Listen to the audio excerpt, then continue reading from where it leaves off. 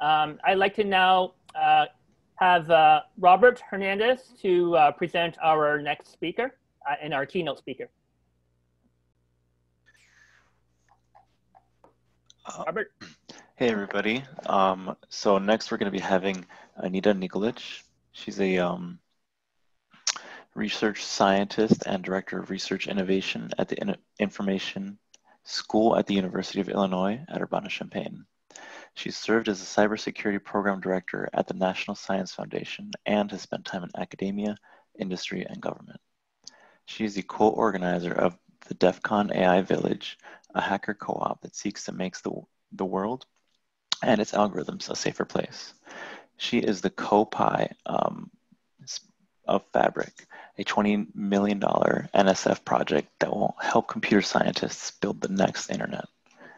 I'd like to give a warm welcome to Anita Nikolich of UIUC.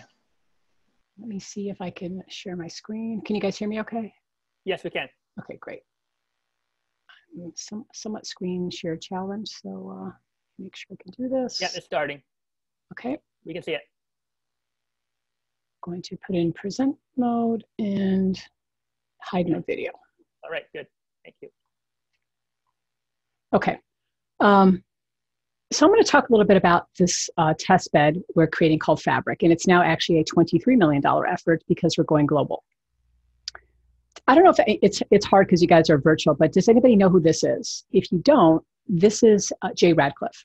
And in 2011, he hacked his own insulin pump. So I'm a security person by training. I'm a cryptographer and a security person. Jay Radcliffe this is the little radio portion of his insulin pump. He's a diabetic. This leads us to really think about, in the security community, that there aren't a lot of great places to be testing IoT devices at scale outside your lab or within your company.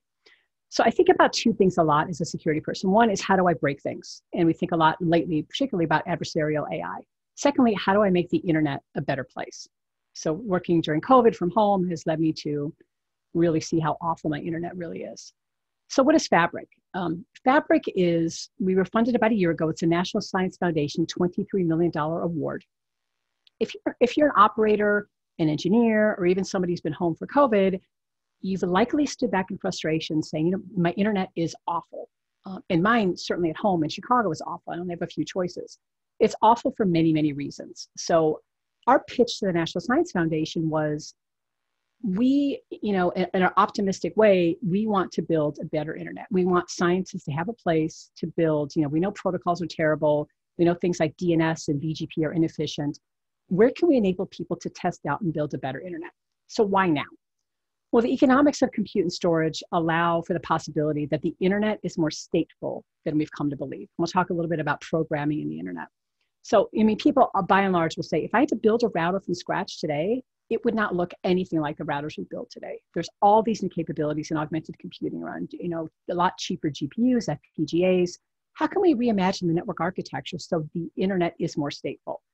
We see a lot more machine learning and AI across the internet.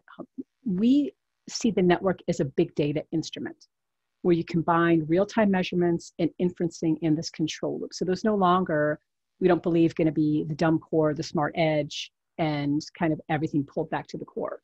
With IoT and 5G, we see new high-speed intelligent network edge to the internet.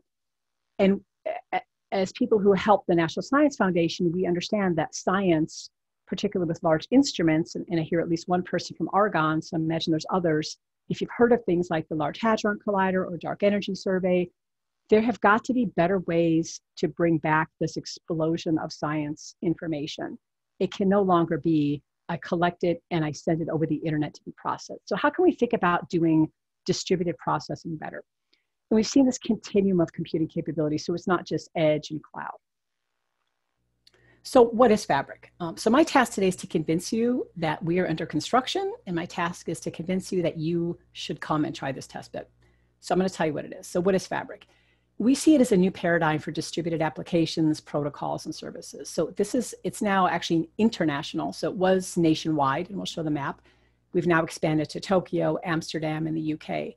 So if you imagine an international programmable network with compute and storage at each node, which allows users to do these computationally intensive programs and protocols to maintain things in the network. We have GPUs, a lot of GPUs, FPGAs, and processors at every node in the network. So we can support quality of service using, we have a combination of dedicated optical 100 gig links. We are lucky because we're building this in concert with the Department of Energy's ESNet, and they are building a brand new network to bring back things like quantum and that kind of science. This, at the very core, is actually going to be terabit. We're going to interconnect national and international facilities, so everything from high performance computing, cloud like Azure and Google Cloud, wireless, edge nodes, a bunch of different test beds, which you may or may not have heard about, science instruments, and some smart cities test beds, including at least one that's in Bristol, UK. So the goal is to design and test applications, protocols, and services that can run in any node in the network, not just the edge and cloud. So this is our proposed topology. Almost all the blue is, the blue lines and the blue little nodes are co-location facilities where the Department of Energy is going to be. So we're heavily leveraging their build out. And these are by and large commercial colo spaces. So we're going to have very high speed links. So the super core in yellow is at terabit. The rest of the links are at least at 100 gig optical. Some are at higher speeds. Some of this is at layer 1. We're hoping that people can actually do some optical experimentation.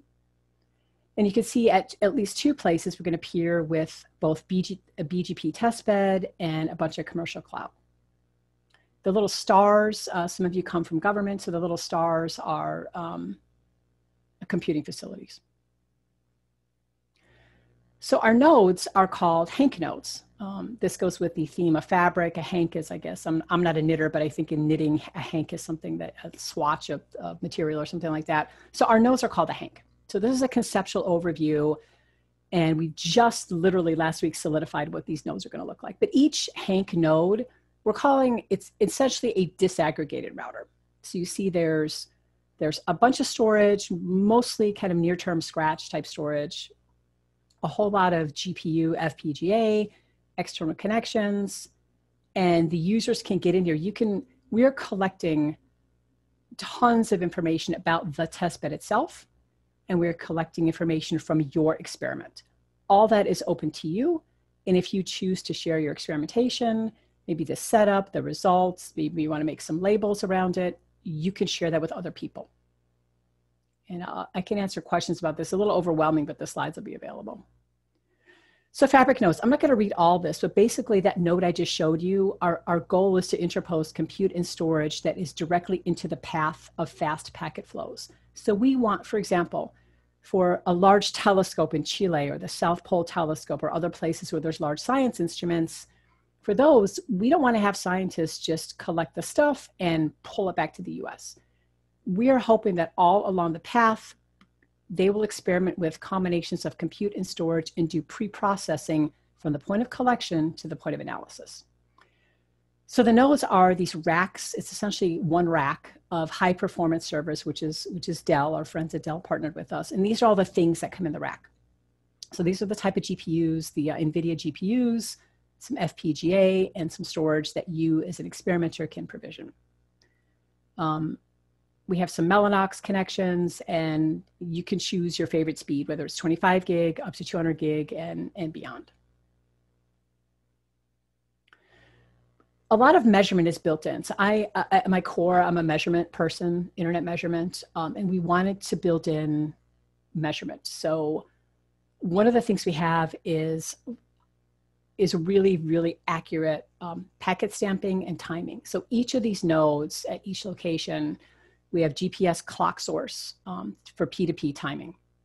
And you can use that as you see fit. So some people really want to capture very accurate time stamping, and we're able to help you collect it, help you share it, help you analyze it.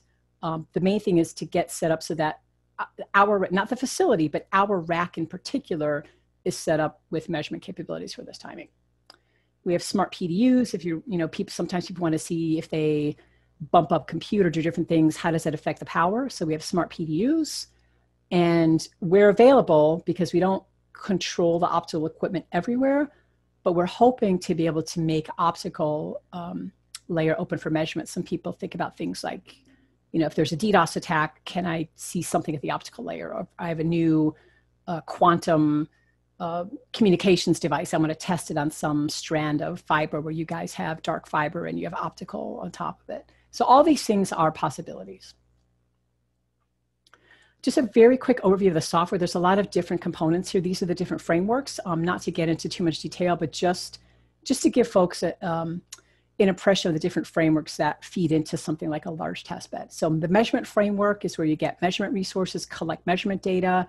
Control framework, if you want to, for example, if you want to provision an experiment that tries out your new IoT, and you also want to interface with the real cloud and with a supercomputer test bed, you can do all that through this control framework where you can say, I want my experiment to traverse a bunch of IoT devices in Atlanta, and I want to go to a supercomputing center, and I want to also go through the cloud and experiment with whatever I want to do. You can set all that up, and multiple people can use this at the same time and not see each other's experiments. So this is pretty cool. And then we have this message bus that should something go awry or you want to see what happened to your message, all that data will be available for you, which is pretty interesting. So again, why? You know, the reason for wanting to build a new internet are not just speeds and feeds. That's actually, as many of you know, that's relatively easy. The things we think about are how does experimentation lead us to think about how to enable a private, secure, fair, accessible, more ethical internet. With all the rise in how censorship is done, it's this cat and mouse game about what protocol can I block? How can I get around that protocol? What's my side channel? This cat and mouse game at some point has got to just end. So we want to see what can people do to build a more accessible internet. Part of the way of doing that is expanding the community of stakeholders. So we don't want to just have academics experimenting with building the new internet. We want to expand so that it includes industry and more government partners and others. So we strongly believe that rethinking the internet in terms of no longer just forwarding packets and about how do you allow the network to store and process as they are transported. We feel this is a new paradigm that creates this continuum of options for applications to deploy control and processing in the network instead of the fixed points we're forced to live with today. So we are highly encouraging P4 programmability. We believe that a lot of this hardware is just inexpensive and accessible, that you can buy your own node and help us. And the economics of storage and compute have just changed dramatically in the past few years.